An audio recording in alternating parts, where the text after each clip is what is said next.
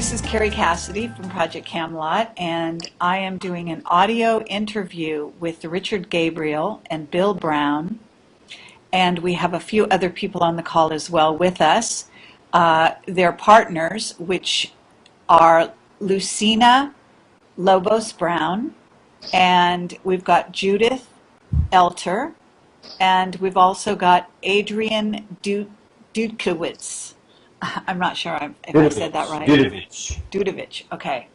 And we're doing sort of a conference call here about the mysterious goings-on at the Giza Plateau, and everyone has been very gracious enough to come do this audio with me after we did do an experimental live stream that didn't quite work out audio-wise. So we're giving it a shot with the audio here. And then we're going to follow this up with hopefully, possibly booking some radio time in which we can actually have something of a conference on, in a live setting in the future once your presentation on May 9th is done. But in the meantime, you are coming forward to give some background as to the goings-on the Giza Plateau, what's been happening there, and your backgrounds. So if, let's see, either Richard or Bill Brown, one of you should start off perhaps. Go ahead, Richard. Yeah, Richard, sure, okay. Richard speaking first, yes. Yes, we spoke yesterday, Kerry, and I'm more than happy to cover a little bit of the ground to give a very brief summary of where we got to with this. We do seem to have stirred up a little bit of a hornet's nest, don't we? There we were, going along merrily on our way, working below the radar, doing our research, establishing the fact that there is more to be found and discovered below the Giza Plateau. More frequently than ever, bumping heads with those there who were under license, but quite secretly doing things that they weren't supposed to be doing, or perhaps that the public would prefer to know about. And then everything blew up. Our schedule was thrown to one side because we were contacted, or Bill was contacted with some film that was taken at night, a few nights ago under the full moon, where there was a heck of a lot of activity going on under cover of darkness on the plateau and the area between the kiosks where people go in there and the area in front of and below the Sphinx, which has been an open excavation for a year or so now under SCA license. And there were heavy loaders there, sort of high loaders, JCB type machines with forks on the front, and they were lifting, this is what was reported to us, they were lifting items which were identified as looking like chests, sarcophagi, statues and other things. They were loading them onto heavy transporters, possibly even military trucks. And this was filmed with just equipment that was being held by their hands. There were witnesses there as it was being filmed. And the film was promptly passed to us because we are with a large company of friends all over the plateau, and I have to say on both sides of the fence, if I could put it that way, who are very eager for the public to know exactly what's going on there. But when we received this film, we took a look at it, and we realized that the film was very grainy, it was very dark, it wasn't really Hollywood quality, but there was sufficient recorded on the film to show that there was something going on at night there that was questionable at the very least. Also, the film recorded exactly where it was taken. It recorded who was taking it. That was very dangerous. It meant that the film couldn't be shown for those reasons anyway, because it would have brought harm to the person who took it. The film was very grainy, as I say, although in places it did show some things. So we thought, well, the quality anyway isn't all that good, so we can't really put it out. But we took a couple of still frames from it, and we put these on our website, which I'll mention now and perhaps get a chance later again to mention. The main website's richardgabriel.info with the gizamap.com embedded within it, a separate animated interactive website that's bolted to it. But we put these two stills on there enhanced that showed the forklifts lifting things which can quite clearly be made out in those photographs. And next morning we were contacted with frantic phone calls, or Bill was contacted initially, and Richard, let me talk about that, okay? yeah, I think it's probably best. First hand from Bill. This is Bill. When we put the first two pictures on Richard's Gabriel's website, I immediately sent those two pictures to Dr. Hawas's website, asking, please, could you explain to me what is going on? It doesn't look very, it looks like something's going on, and people are asking questions. The next morning, I received a very important email from a very high source that I work with, and they indicated that whoever took the film was in extreme danger, and that the only way that we could possibly even help that person is to get it out publicly. And although we weren't quite ready to release what we couldn't release everything because of who took it and the witnesses. The witness that was there was extremely 100% very close to me, and I knew that he wasn't making anything up. So when we released that, it was a little bit premature, but we did it for his own safety. What was added to that was, although we couldn't guarantee what was going on that night, at 10 o'clock that morning, a huge underground blast occurred in the same location that they had filmed the night before.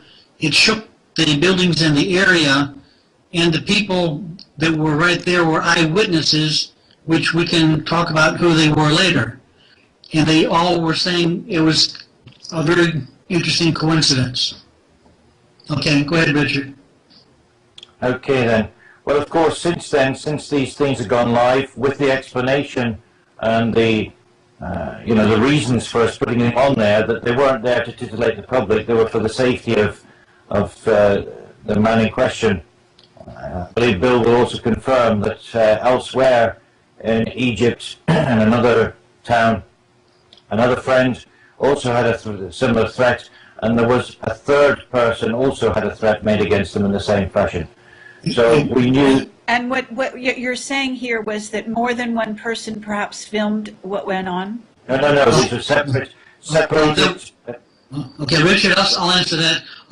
One person was filming it, and what I can say is that he was assisted by others, and others were with him.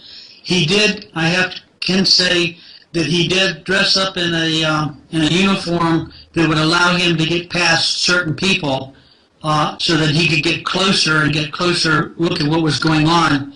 And so, because it was so dark, we really have the eyewitnesses that actually could see what was being taken, although it wasn't showing up in the film. Okay. So it was a collaboration with the eyewitness. Yeah, thank you. That's a very interesting detail. It's beginning to sound like a movie script. But no, that's just because, I have a background in Hollywood, so I'm easily swayed by stories like this. But at any rate, what I wanted to say is that what you guys did also was you you did some things to the film itself in order to make sure that it would not reveal the angle and therefore the house or the home or the place from which the film was taken. Isn't that right? Yeah, this is Bill. That's correct. From the location that it was taken, it would reveal the source, so we wanted to protect that. But during the day, we have a recording of the exact spot of how it looks like in the daytime. We have an exact recording of what it looks like at dusk, and then we have the exact same location, what it looks like at night. We do have some people with high technology capability right now analyzing that and taking the darkness out. I'm meeting with the people next week, happen to be in Washington, D.C., and we're going to try and get that information released once we know that the person is safe and sound that did the original. I would like to mention two things, Bill, that will add in on this. I noticed in the multitude of posts that have been flying about the various sites. One criticism that's come out is that the sound on it suggested that it was an independent piece of sound that had been stitched to the video. And I have to say that to filter the sound, I know Adrian jumped through hoops backwards to try and do his best in a short space of time with that.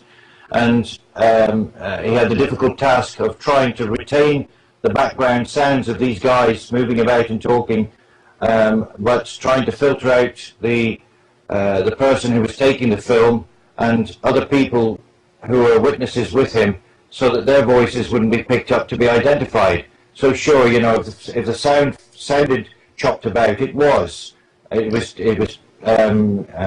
synchronized as best possible to the original, but it was part of the original track, and of course the original movie shows that. And the other thing is, Bill, I want to pull you in on something, Bill. Perhaps you could mention about the cars. Right, okay, thank you. This is Bill. What I was going to say is, we do have the section that was edited out that would show positively 100% the exact location, that there were other cars in parking lots, in the buildings in the front. And again, my understanding is I'm hoping that by this Sunday, I know where the person will be that in safe hands, that here in Chicago on Sunday, that information is going live and it will be on the website on Monday. It will confirm exactly what the location is, as well as the sounds and everything, minus the person's voice. That's all. Okay, I was just wanted to put a word in here to really urge you to be particularly careful, regardless of how careful you think you're being. I'm afraid that this is an interesting, and therefore you have to be really, really careful. I mean, I don't actually know how the person can remain safe under these circumstances. Well, the person that will be out is out of the country. All I'm trying to do is to verify the location. People are questioning us. How do you know the exact location? We're going to show the parking lot and the black cars that were running around and everything, and that it was not just a normal nighttime excavation operation. Right. That's all. Okay. All right. Well, that's fine. Thank you very much. We can move on from here. So that describes briefly what you guys have done, what you got, and how the film, I guess, was handed to you. Was it also given to other people? Because I got a word today that somebody said it was handed to a couple other people and has appeared on other websites. Is that true? They haven't come from us. Okay, so I'm not aware of that. I'm not aware of that. You're not aware of that. Okay. Maybe that was wrong information. I don't know for sure. I just, somebody did mention that to me today. Okay. Well, I'd like to find out if that was true. There is a good possibility. When I did ask the person, did I have permission to release it, and that person said yes, and that person may have given that to other people as well. So I will find out. I haven't been in contact with the person because I was waiting till I knew that he was safe in order to even make the contact. Okay. That's fine. And perhaps the less contact you have, the better.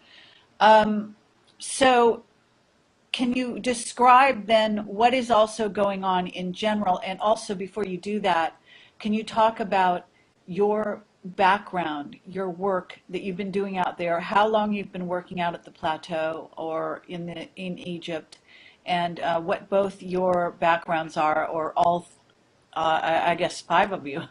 You've got 5 people. Sure. All right, I'll start this again. This is Bill. I'm a 30-year civil engineer with construction background out of the East Coast area, and my last 5 years have been exclusive. I quit my engineering job in the D.C. area in 2005, and I have been working full-time for myself with this project in Egypt, and I have been to Egypt 30 times in the last 5 years. It was during the time period when I was doing my research in April of 2006, when I was working with Dr. Abbas and the Egyptians doing ground-penetrating radar in the area. that I was interviewed with National Geographic's, which has gone live on TV internationally since that 5 years. And it was during that time that I was there that I met who is now my wife, who was associated with the ground penetrating radar at Giza in 2006, and that's when we met. And because of her association with an identity of an area that she has indicated would be the location of the tomb, location of the Pharaoh of the Great Pyramid, we began to work jointly to be able to disclose that location.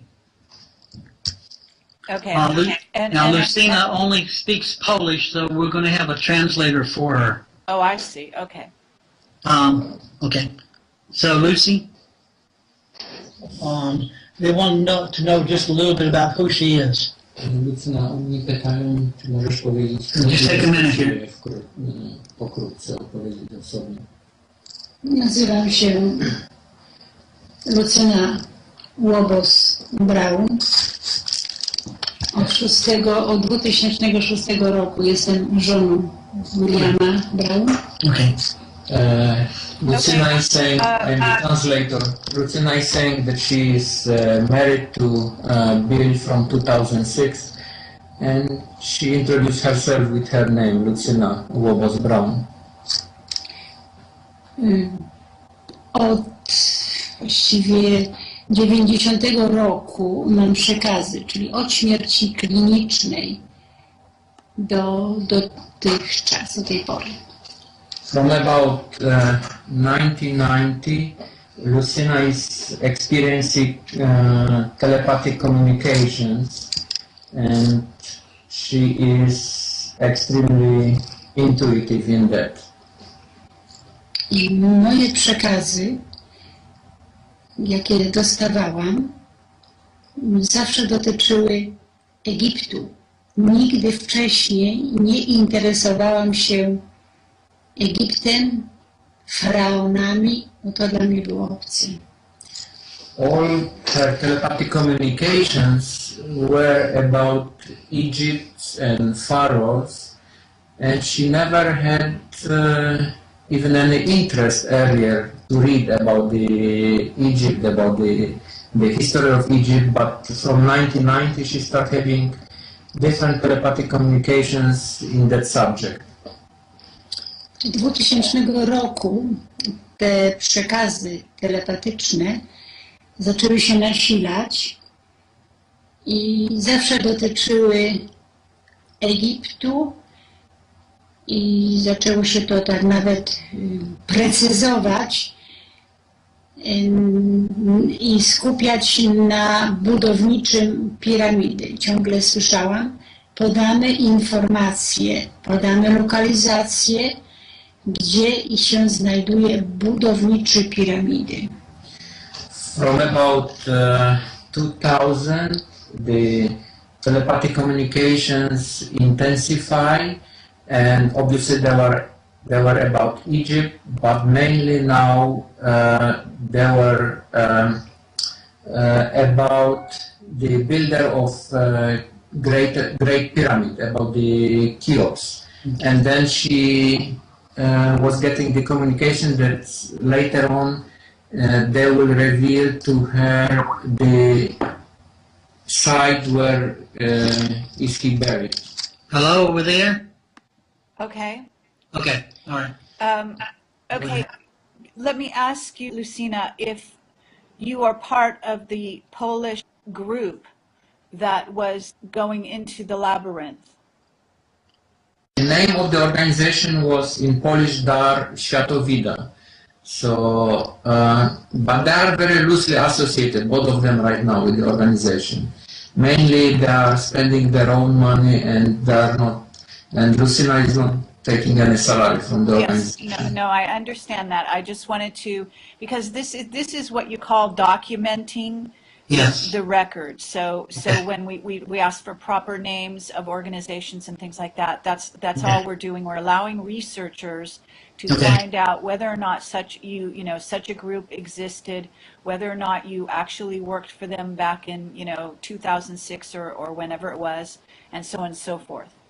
Yes. Well, So yeah. we're Well, not. yeah. I'm not questioning you. I believe whatever you say. I'm just documenting this for the record here because we will have researchers that want to listen to this, and we want to make sure that they understand that what you say can be investigated. Right. Okay. We would like to add to that we were working directly, really, with the University of Warsaw in Poland, who had the contract. Okay, So that's right. they were the And one who was doing the work, not us. I understand. And did you happen to meet Patrick Gerald when you were there? Yes, I know Patrick. I've met him several times. Yes. Okay, just curious because we interviewed him, and he talked about the labyrinth. So that's Right. why I was curious because there will be a through line for people to investigate about that. Okay. Okay, so that's Lucina, and that's very interesting information, Lucina, and we will definitely want to come back to you and talk maybe more about that. Can we move on to Richard Gabriel and Judith Elter? Yes, she was, and I am. I was a independent consultant working on that project for 2 years, and she was also working with me, assisting me and the group into understanding where to do ground penetrating radar tests. Okay, and this Polish group, what is their official name? Yes, of course. Are you hearing me first of all right now? I am, yes. Yes, I Yes, hear okay. you. Okay, good, fine. Yes, by all means. Well, my background's perhaps a little bit more mundane, or the both of us. And we call ourselves just simple messengers. And we just followed a personal calling. We both come from sort of extraordinary backgrounds in that we both followed pathways that have been peppered since earliest memories with what I call supernormal experiences, out-of-body experiences, and strange leanings in certain direction towards Egypt, always being pulled towards Egypt. I used the metaphor when we were speaking before, Kerry. I think it's fairly accurate, very much like Dreyfus in the film Close Encounters, where he had the calling with all those people to the Table Mountain. Well, it's very much the same as that, drawn to Egypt. And many years ago now, well, say many years, 10 years or more ago now, when Judith and I met, we found that we were for each other twin flames. That it's a story all on its own, to be perfectly honest, which really would detract from what we're saying here tonight. But I would say that from that point on, we found that when we were together in Egypt, even more strange things would happen.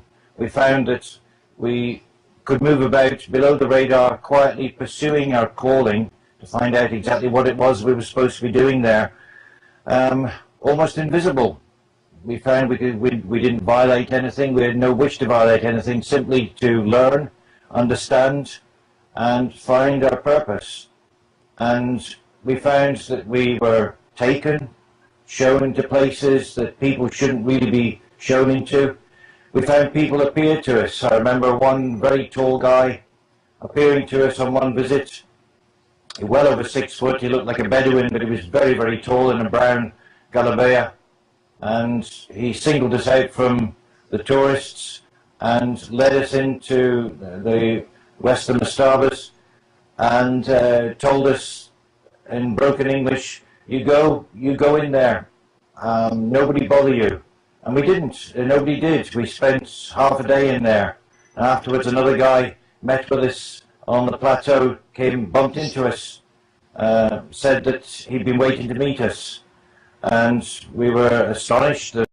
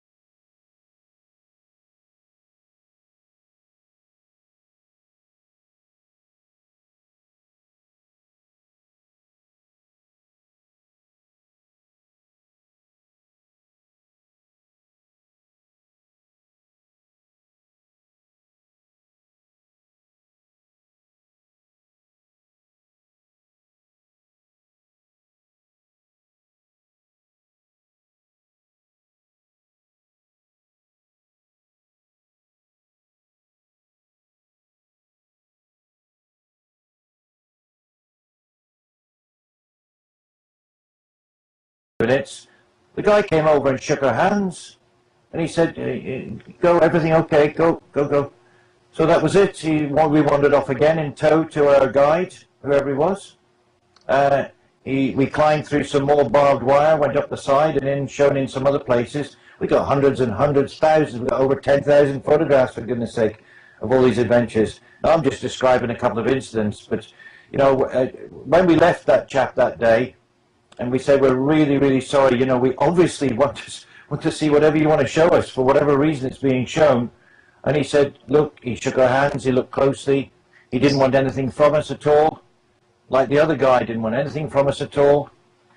He said, it's okay, he said, you'll be back here again, I'll be seeing you here again. And he went off, shaking our hands warmly, and we went on our way. Those were just a couple of instances, but that's the flavour of the thing that's happened to us for years of our going back over there, seeking a destiny, if you like. I mean, in the Great Pyramids, I found this peculiar ability to intone a certain sound. That was always a party trick when I was a youngster. Go into a building with tiles and so on, I could hit a particular vibrational note that seemed to set everything off in a very loud harmonic resonance. I didn't know what it was just a little stupid party trick. But when I eventually got to the Great Pyramid, I realized that there was more to it than that, because, cut a long story short, with friends there, we went in there to experiment in the King's Chamber. By then, we'd gone through all the gambit of experimentation and development in out-of-body experience. And in the King's Chamber, we'd arranged, and we'd been given permission. Zai wasn't there that time. He was due back from America in a couple of days' time. And we arranged through someone who was very friendly in the offices there and who was believing of us to go into the King's Chamber for as long as we wanted. Well, on the day, arrangements changed. We were given a guide, and he took us to see the boats and other things, again, where tourists wouldn't go. And when it came time for us to go there, there was a bit of a kerfuffle, because we learned that Zahi was due back a little bit quicker, and everybody's attitude changed.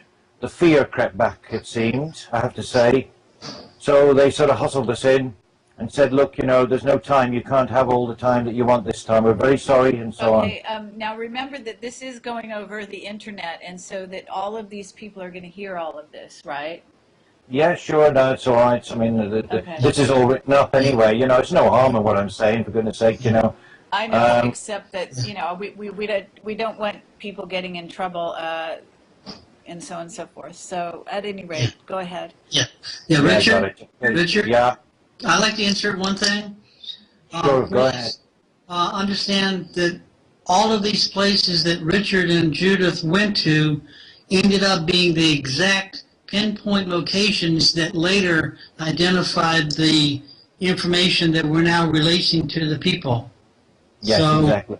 I want to say that the synchronicity of what Richard was doing and Judith was doing, and I and Lucina and everybody, it all has now come 5 years later, has come to a head where all of this stuff is now being motioned and funneled into what needs to be shown to the people.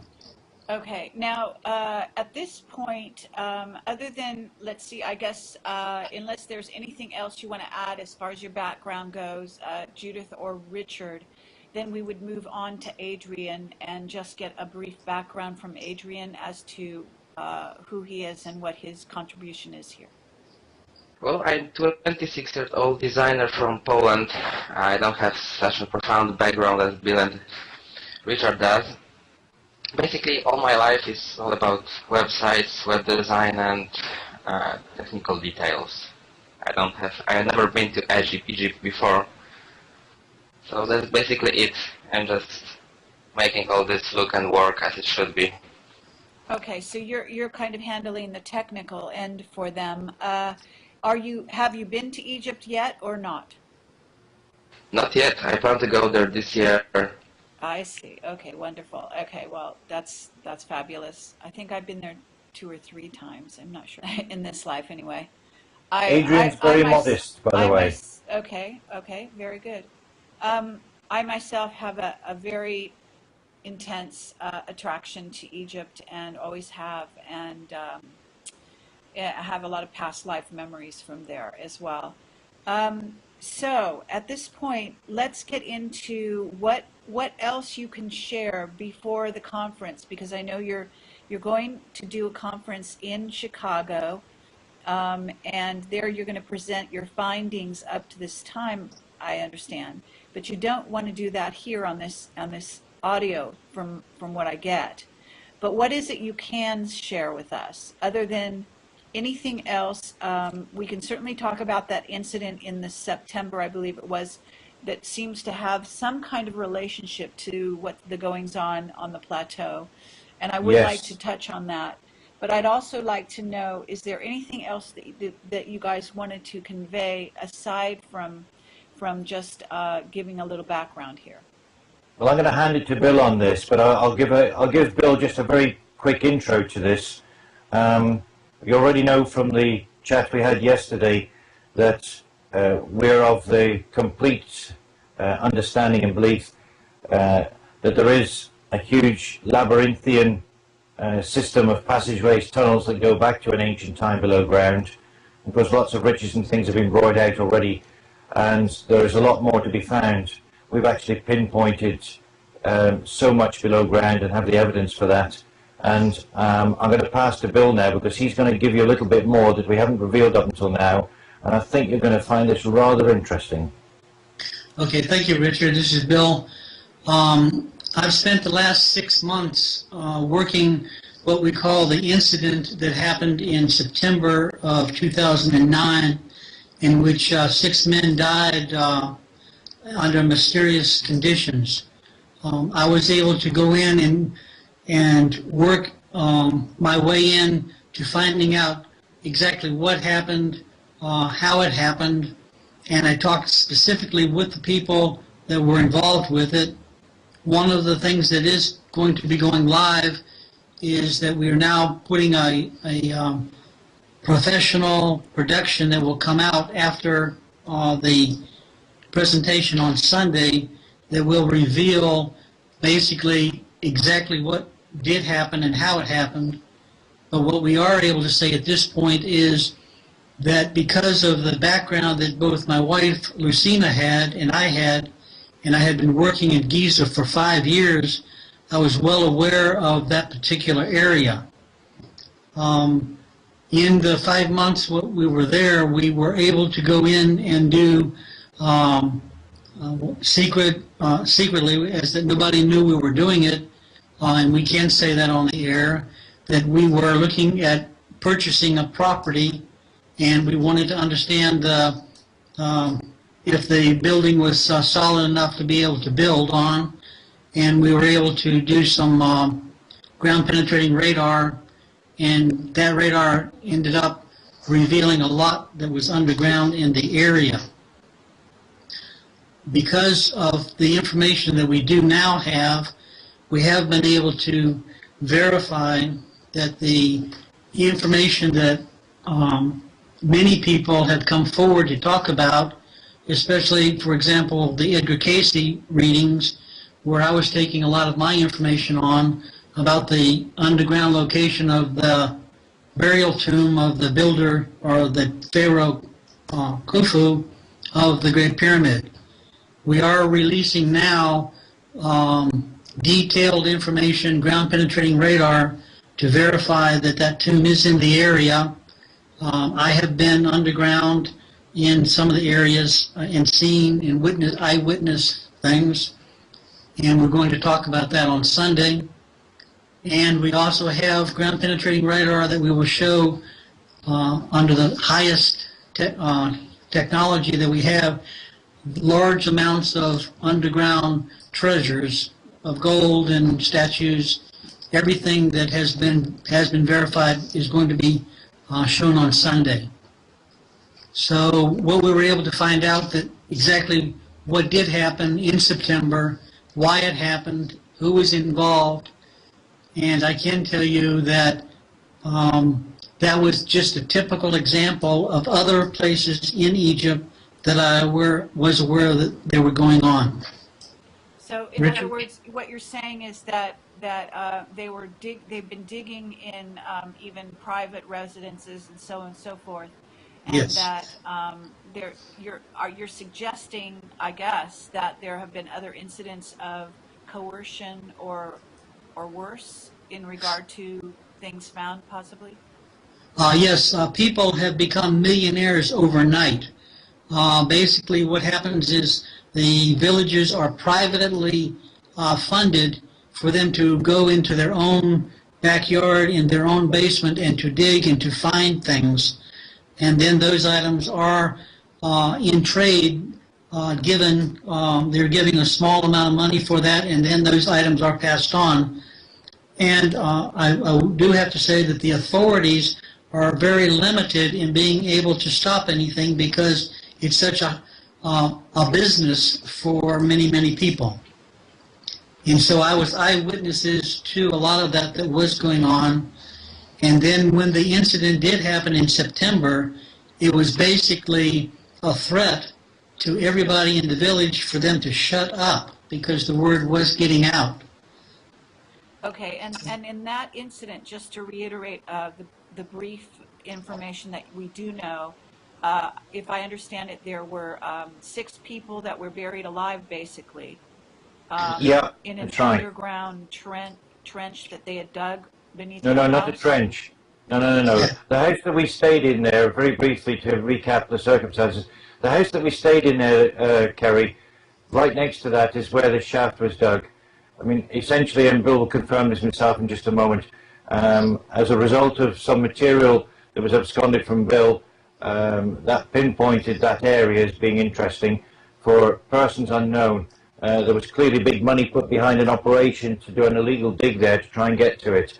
Well, they couldn't use the house right where we were staying. We actually heard that there was a tunnel from the house where we were at, although we weren't shown anything. We found out more about that later. It wasn't fully discovered even when the other shaft was collapsed. But in any event, an illegal dig was set up, a very hastily set up dig. They couldn't use the house where the guys were recruited from because it was a bit of a lodging house. There were some guys that are in the dig from that place. And some of the chambers below where the dig eventually reached actually went under that house, and that house is in a state of collapse now. But in any event, they used the house next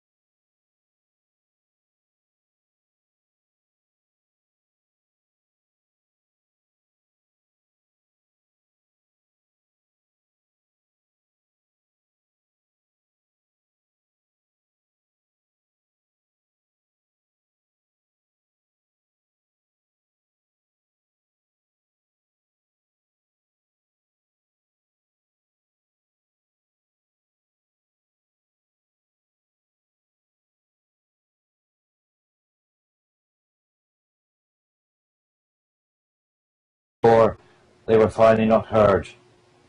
Now, they dug a hole down eventually. They didn't dig the hole and bring the guys out. The witnesses reported to us that they started pulling out goods, exquisite sarcophagi and statues in gold and all sorts of things, reported to us. Now, okay, there's controversy about what they did or didn't bring out of there, but I can tell you this, that when we were on the site there, the guy who we trusted there said it was describing intimately exactly how the things were handled as they were brought up out of this shaft, how difficult it was to get them up out of the shaft and into the vehicles. They brought an ambulance and they loaded things into the ambulance so that it would be disguised. The sarcophagus, he described hands-on how it was lifted. He said, look, look, look, he said, and he took us to the ground and he rummaged about on the ground and showed us some tiles, some of these strange ceramic-looking tiles, little mosaic things. He said that they were on the sarcophagus and got knocked off as it was brought up. And we got 1 or 2 samples and they're being tested. And he said that the children were really distressed because they didn't start bringing the bodies out until they got all this stuff out. And when they started bringing the bodies out, the reports were that there was a horrendous stench came from the pit and the chambers below. And the other thing was, someone, a religious person of some kind, was brought in to conduct a ceremony to sort of appease any violation that might have taken place spiritually, and that there was a goat sacrifice made, was to let blood go down over it in blessing. But it was reported to us by more than one person that down there it was awash with blood, unexplainable completely. And the comment that was made to us by a villager, that the amount of blood that was down there, it would have had to have been a donkey with its throat cut to have produced that amount of blood. Totally unexplained. I'm just reporting what was told to us. Yeah, Richard, I'd like to elaborate on that a little bit. When I was working with the Egyptian officials working directly with the Supreme SCA authority, they did give me all the pictures that they took down inside the 2 chambers where the bodies were found, and all those pictures had been posted on our website, and that there was extreme amount of blood, many things covered with plastic bags, and everything completely filled inside, actually dirt and sand actually brought in to cover what was there. So we have released those pictures to show exactly what it did look like inside. There was one other little twist that I can add to it. Again, reported. I have to say it's not our words. We're simply reporting on what we were told. We were told by more than one villager that the scenario ran like this, that men in plain clothes, whom they believed to be police, came to the site in the dead of night. They called for these villagers or these tunnelers, these hapless guys that were down there, to come out. The guys were terrified. They wouldn't come out because they knew what would happen to them. So they stayed down there as a standoff. And because they wouldn't come out, explosives were dropped down the shaft to blast them and bury them in there. Okay, Richard, Richard, can I add to that? That one of the things that we have found that's noted was that because that explosion did occur in September, and we were aware of that fact, when we heard that explosion again at the other site in front of the Sphinx, of where we had taken the pictures the night before, it seemed to be the same thing, and we were a little bit concerned that the fact that the explosion might have been used to either get into something that they were attempting to get into, or an explosion to cover up anything that might have happened. So, and that had happened on several other illegal excavations, and it seemed to be a pattern. Okay. So that was one of the things that alerted us. There's one other thing I can add to it, actually. There's one other tiny little twist I've remembered now. And that is that the site was left open as it was for weeks into months, just as it was. People could come and go, photograph and so on. They did have a staging area up above on the other side of the wall, and they did have a spotlight up there that came on at night time, and they put guards on the wall to walk backwards and forwards to keep an eye on who was down there. But eventually, I think because there were a lot of people talking about it out on the web and so on, they tidied the area up out of sorts. They sort of very, very roughly backfilled to the holes.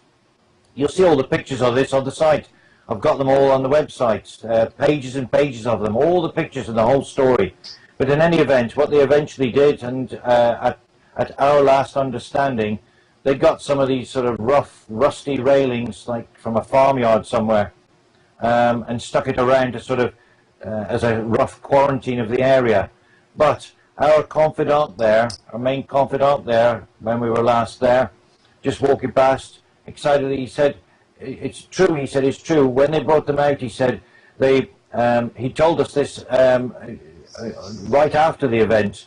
He said the clothes that they brought up there, he said they buried them under the topsoil on top of the ground outside, just to disguise the fact that they were all covered in blood. And I couldn't help but notice when we were there, as they'd been backfilling, they'd raked a lot of ground over. I've actually got the photographs of it, and you can see all the clothing sticking out of the ground. Presumably, according to their allegations, that is the clothing belonging to the dead men. Incredible. So they let the public go in the site after they cleaned No, it no, out? good God, no. No. That area, believe me, you don't go in there easily, not before. Oh, It's okay. simply because, as I say, we've got this sort of invisibility thing. I do want to say one thing. The shaft was accessible, but it was guarded by the police. When the people in SCA had given me copies of the inside the tomb, the measurements, sketches of everything, Richard did go in, and he climbed down that shaft, and he took pictures, and then came back out of the shaft, but only at the bottom, and they were different than what the pictures that had been given to me. I did interview people who had been inside. I have detailed video camera recordings of who was inside, what was taken, and I can tell you what was shown in the movies was nothing compared to what was taken, and they gave me a list of the large amounts of gold and gold beds and everything that was taken, and it took a long time to take that stuff out. Okay, go ahead, Richard. Yes, and all that time, of course, the bodies were waiting to be recovered. Yeah. One of the things I do want to say, though, is if you look at the couple of the pictures that are on the website, in one particular place there are 2 drill holes in the stone. And the person who had literally been down inside there said that they could see through those 2 holes, and they could see that there was a large open cavity on the opposite side of the concrete wall, and that was their original attempt, was to actually break through that wall when the operation was stopped. And that area that they were looking into is a part of all the ground penetrating radar tests that we actually did in 2006. And we do have ground penetrating radars that actually show what's underground in that entire area. And that's why those people, why that operation was stopped. And I have asked through official channels to see if we could open that area, because we know exactly what's there. And that's the real purpose of why we're making this disclosure available publicly now, to try and get the public to please urge the Egyptians to make this an official excavation project so that the world can actually see what is actually there. Go ahead. Perhaps, Bill, you could elaborate from this point as a good starting point on the implications that we know for the extended area there, and perhaps the extra bit of information that we wish to give on that. Okay. When we were able to have our ground penetrating radar tests that I did myself, I was there to have it done. We also went back and had them done a second time to verify, to make sure that there is an incredible large underground tunnel network throughout that whole area. We have confirmation that in 1994, those tunnels were found directly in front of the Sphinx area where they're now excavating. Those tunnels do connect. We have the GPR to show that they do connect, and that is the same area in which the explosion took place on April the 28th at 10 o'clock in the morning. So everything was tying everything to itself. Bill, could you repeat that, please? I particularly wish you to repeat that, please, for all those people who've been writing on the websites and so on and saying that, no, this is just guys doing something at night time because it's a little more comfortable than the daytime. Could you just repeat what I know and what we both know? We have the results about what we know. We have the proof, the results, the GPR scans that show and repeat what you've just said. Okay, we are releasing on Sunday movies and films, ground penetrating radar, and engineering drawings. I have satellite images. I have GPS coordinates accurate to 8 decimal point. I can tell you right now that that area is entirely being reviewed by satellites now, and that entire area will be a major excavation in the near future. Okay. All of this is going to be released on May the 9th here in Chicago. Okay, you know, I'm looking at your website right now, and I am looking for the photographs you're talking about of this illegal dig, and I'm wondering where is it located on the site, just to make it clear for people. Richard, Richard. Okay, then, yeah. Go to on the main index page. Yes. When you go down through to the geomatrix presentations, on the left-hand side list, you'll see that it picks up to give the dig. It makes reference to the dig, the illegal dig. And if anybody starts into that and follows the thread through, it tells the whole story. The pages lead on from one another, and there are 3 galleries of dozens and dozens of photographs there of the whole thing. Okay, so you're talking about where it says key to the geomatrix pages, and then on the left-hand side under that, it says account of the illegal dig and associated illegal dig artifacts and illegal dig picture gallery. Just for people to be able to find this a little more easily, simply because you have more than one index, and it's a little unclear as to what goes to where. And I see you've got several different you know, things that you've investigated, I guess many different sites here from what I can tell. Dozens. Yeah, that's correct. And all of that information was given to me by the people that were actually doing it. Okay, when you say people that were doing the digs? The illegal digs that were going on, I was able to get, they took those movies themselves, and I was able to get those movies. They actually gave them to me, as well as pictures of the items that were being sold on the black market. Okay. I was actually taken to the office where these people work and asked, especially the picture of the sarcophagus that looked like the royal king at the illegal site in September. They specifically showed me the movie that everybody claims to be a fake, and they asked me, is this the sarcophagus of this Pharaoh Khufu? And at that time, there had been a $5 million price tag put on it, but they were holding out for $10 million, and I just said, based on the information that I already knew, that it was not, that it was a high priest associated with Khufu, and that there are many more of those buried in that same area. When that happened, they lost that sale, but I did understand that the sale did go through at $5 million. So these items that you're seeing on the site is real evidence of things that are ongoing in Egypt, all over Egypt. And this is what we're trying to get out to the public. And the biggest reason why we're talking about it is because Richard has now gone on the website to show the Cave of the Bats, and now that has been steel barred, and we don't want all of those items that are in that area to be removed, and Richard has the pictures of them. Yes, they're up on site, Kerry. I have to say to you, if I could be allowed just to mention it, Yes. we're extremely worried about that site because the photographs that I took in there are very detailed, and I can say firsthand now that those caverns, they are absolutely stocked full to the brim with artifacts. Isn't that incredible? Let me tell you this, and I'm going to go on record now to say it, the walls in places are covered with very ancient wall paintings. Wow. That cave is an absolute, it's a treasure, it's an Egyptian treasure, it's a world treasure. It is absolutely filled to the brim with artifacts and things that need to be catalogued and taken out carefully. And why not report it as it's done? And incidentally, and this is down called below, the cave of the bats, is what you call well, it? it's called, Andrew Collins, who, shall we say, in fairness, rediscovered the cave.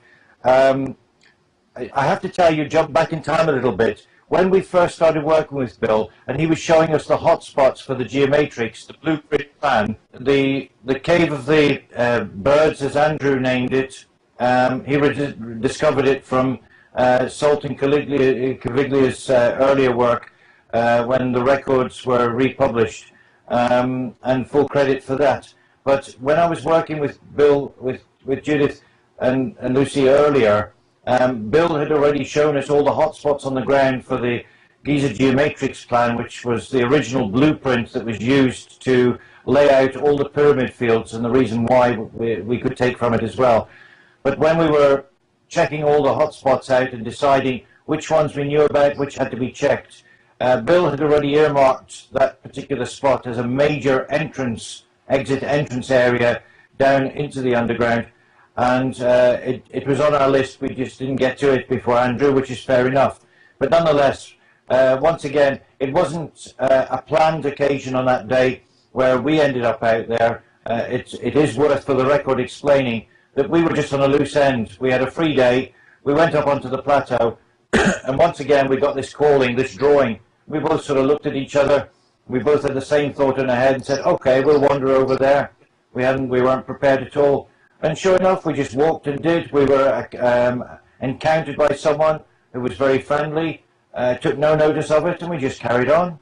And we found ourselves within minutes, 20 minutes from leaving home, we were standing inside the chambers that everybody had been talking about for God knows how long. But we did have cameras with us. So we went in there and sort of ran the gauntlet of the bats hammering into us as we went through the entrance. Once again, no wish to disturb anything at all, just to investigate, increase our knowledge, take records. So we photographed all the way through there to the tube at the end. That tube there undoubtedly does go down inside and under the plateau. It is an entrance. I'd nail my hat to the mast on that.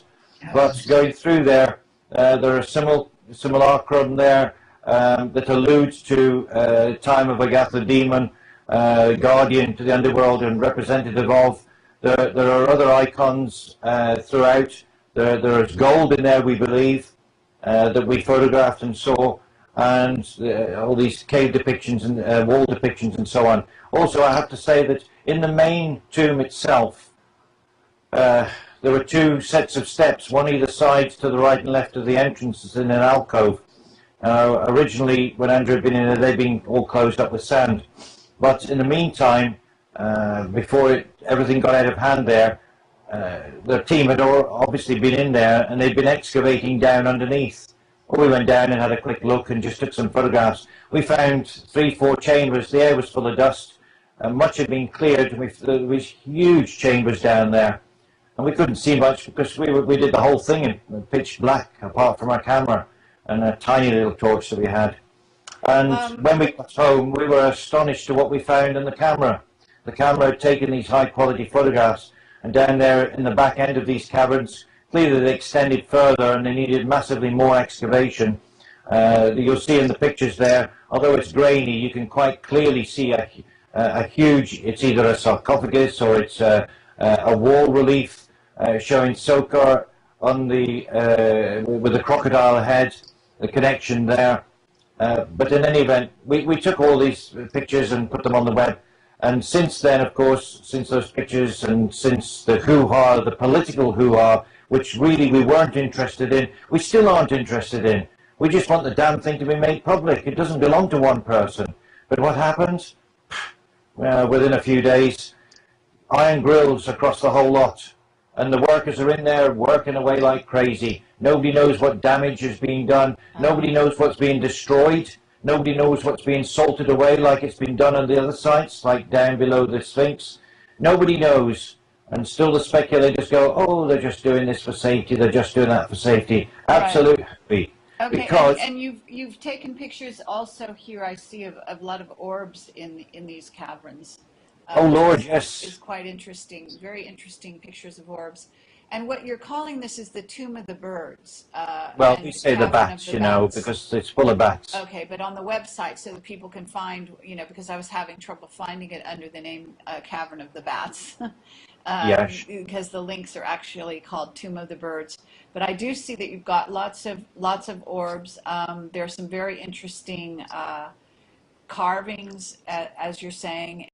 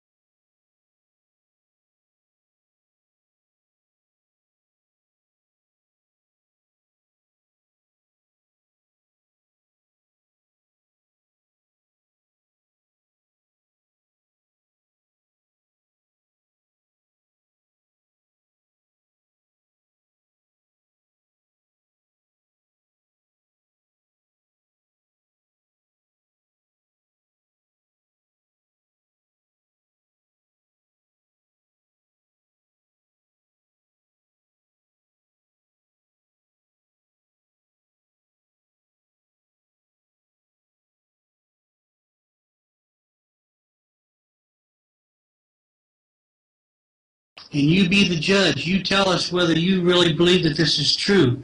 We are now opening up and showing that the drawings that we've been using and come up with has now been verified and actually shown in Dr. Hawass's one of his own books that actually shows this entire royal palace area is there, and that is it really the tomb of the pharaoh that's never been found before.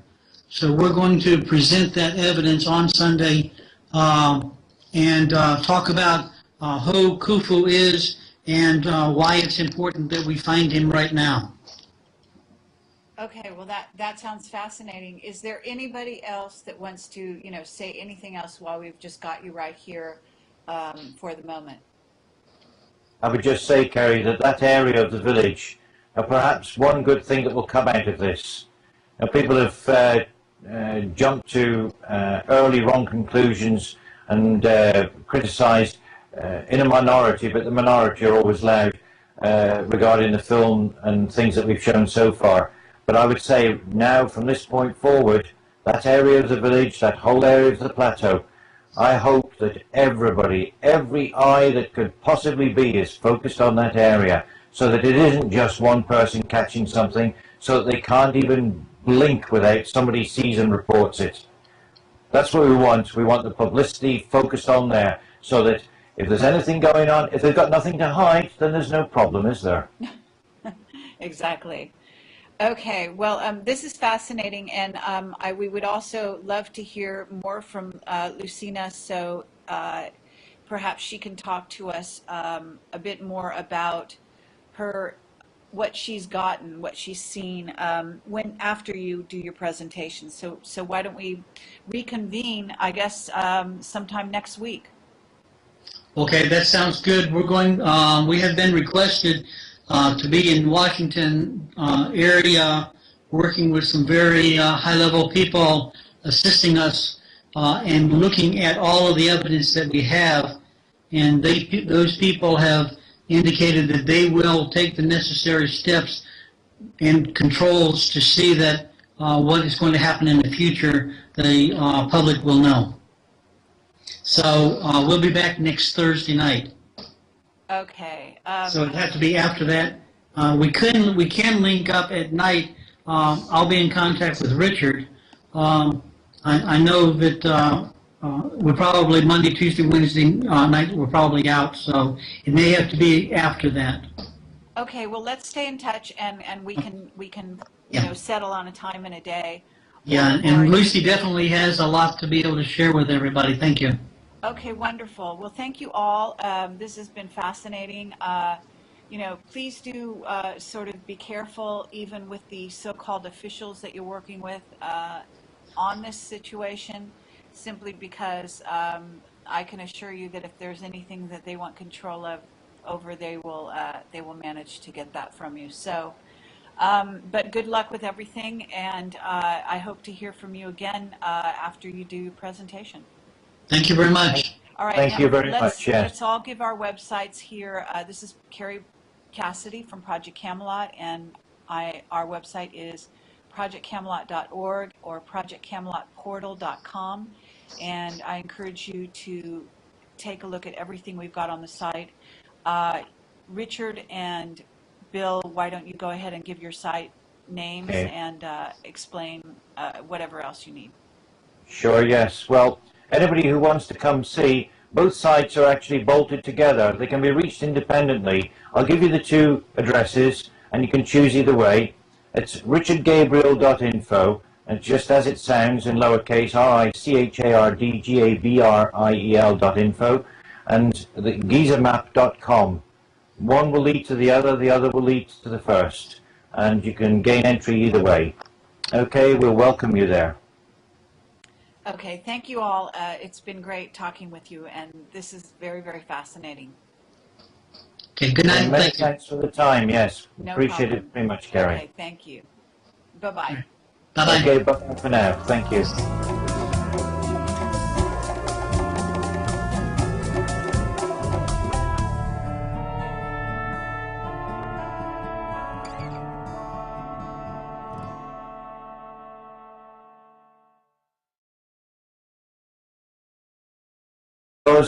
We were contacted, or Bill was contacted with some film that was taken at night, a few nights ago under the full moon, where there was a heck of a lot of activity going on under cover of darkness on the plateau and the area between the kiosks where people go in there and the area in front of and below the Sphinx, which has been an open excavation for a year or so now under SCA license.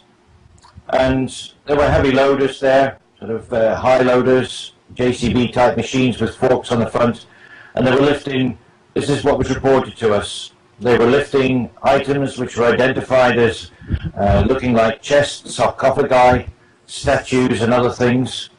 They were loading them onto heavy transporters, possibly even military trucks. And this was filmed with just equipment that was being held by their hands. There were witnesses there as it was being filmed. And the film was promptly passed to us because we are with a company, a large company of friends all over the plateau, and I have to say on both sides of the fence, if I could put it that way, who are very eager for the public to know exactly what's going on there. But when we received this film, we took a look at it, and we realized that the film was very grainy, it was very dark, it wasn't really Hollywood quality, but there was sufficient recorded on the film to show that there was something going on at night there that was questionable at the very least. Also, the film recorded exactly where it was taken. It recorded who was taking it. That was very dangerous. It meant that the film couldn't be shown for those reasons anyway, because it would have brought harm to the person who took it. The film was very grainy, as I say, although in places it did show some things.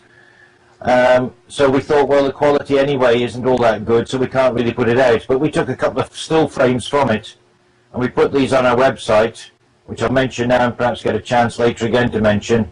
The main website's richardgabriel.info with the gizamap.com embedded within it, a separate animated interactive website that's bolted to it.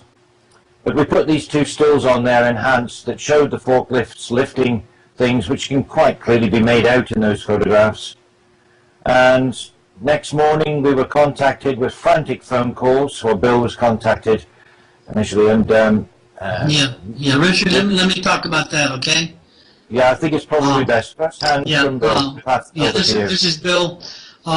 When we put the closer and get closer look at what was going on, and so because it was so dark, well, that's, we really have the eyewitnesses that actually could see what was being taken, although it wasn't showing up in the film.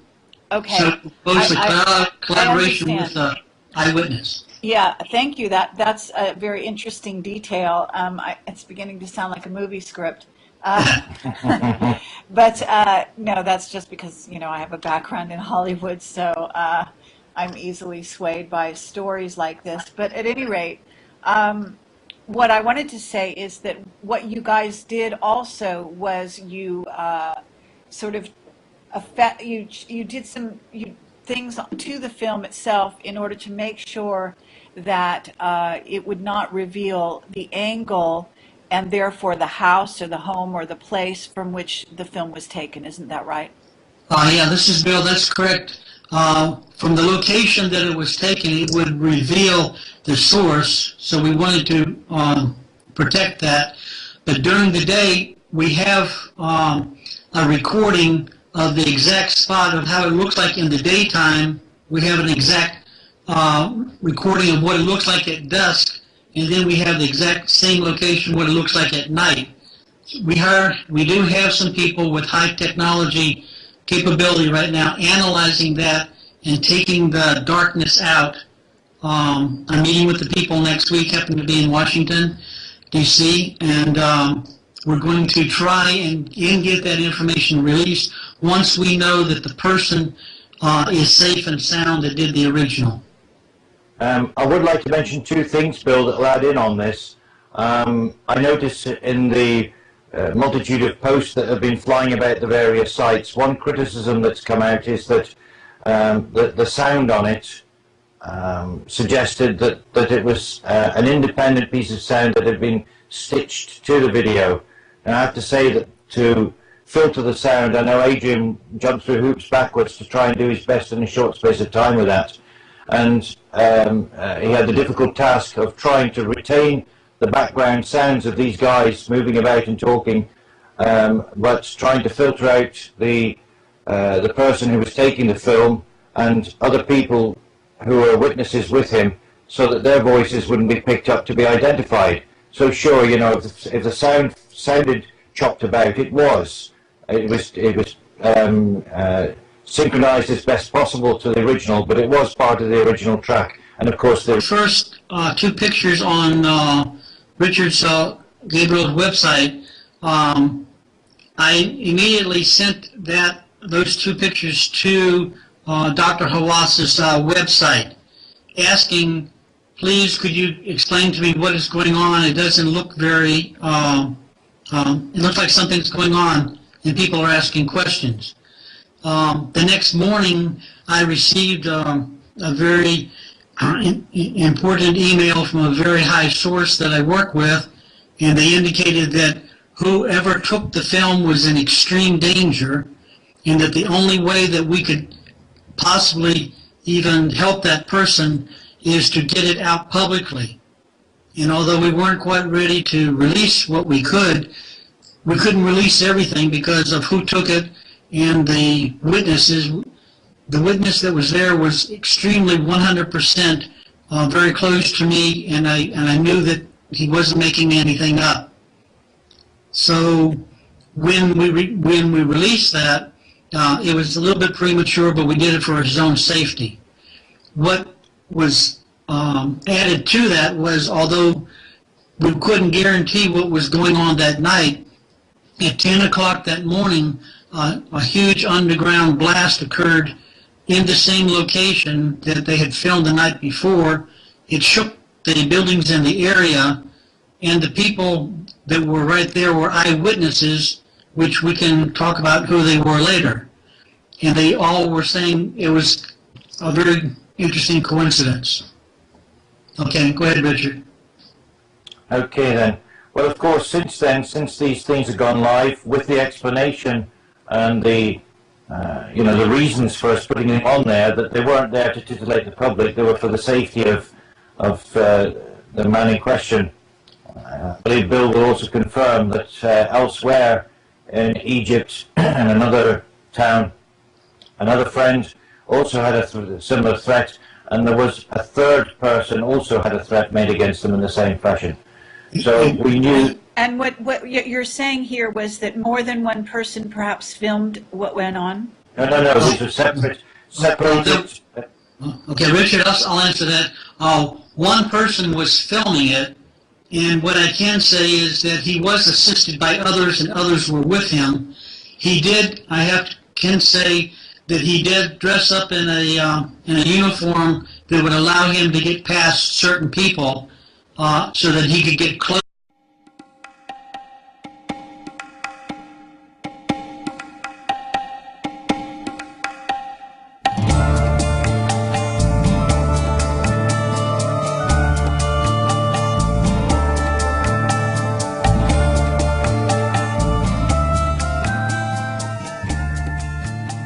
This is Carrie Cassidy from Project Camelot, and I am doing an audio interview with Richard Gabriel and Bill Brown, and we have a few other people on the call as well with us. They're partners, which are Lucina Lobos Brown, and we've got Judith Elter, and we've also got Adrian Dudkowitz. I'm not sure if I said that right. Dudovich, okay. And we're doing sort of a conference call here about the mysterious goings-on at the Giza Plateau, and everyone has been very gracious enough to come do this audio with me after we did do an experimental live stream that didn't quite work out audio-wise. So we're giving it a shot with the audio here. And then we're going to follow this up with hopefully, possibly booking some radio time in which we can actually have something of a conference on, in a live setting in the future once your presentation on May 9th is done. But in the meantime, you are coming forward to give some background as to the goings-on the Giza Plateau, what's been happening there, and your backgrounds. So if, let's see, either Richard or Bill Brown, one of you should start off perhaps. Go ahead, Richard. Yeah, sure, okay. Richard speaking first, yes. Yes, we spoke yesterday, Kerry, and I'm more than happy to cover a little bit of the ground to give a very brief summary of where we got to with this. We do seem to have stirred up a little bit of a hornet's nest, don't we? There we were, going along merrily on our way, working below the radar, doing our research, establishing the fact that there is more to be found and discovered below the Giza Plateau. More frequently than ever, bumping heads with those there who were under license but quite secretly doing things that they weren't supposed to be doing, or perhaps that the public would prefer to know about. And then everything blew up. Our schedule was thrown to one side because the original movie shows that. And the other thing is, Bill, I want to pull you in on something, Bill. Perhaps you could mention about the cars. Right, okay, thank you. This is Bill. What I was going to say is, we do have the section that was edited out that would show positively 100% the exact location, that there were other cars in parking lots, in the buildings in the front. And again, my understanding is I'm hoping that by this Sunday, I know where the person will be that in safe hands, that here in Chicago on Sunday, that information is going live and it will be on the website on Monday. It will confirm exactly what the location is, as well as the sounds and everything, minus the person's voice. That's all. Okay, I was just wanted to put a word in here to really urge you to be particularly careful, regardless of how careful you think you're being. I'm afraid that this is an interesting, and therefore you have to be really, really careful. I mean, I don't actually know how the person can remain safe under these circumstances. Well, the person that will be out is out of the country. All I'm trying to do is to verify the location. People are questioning us.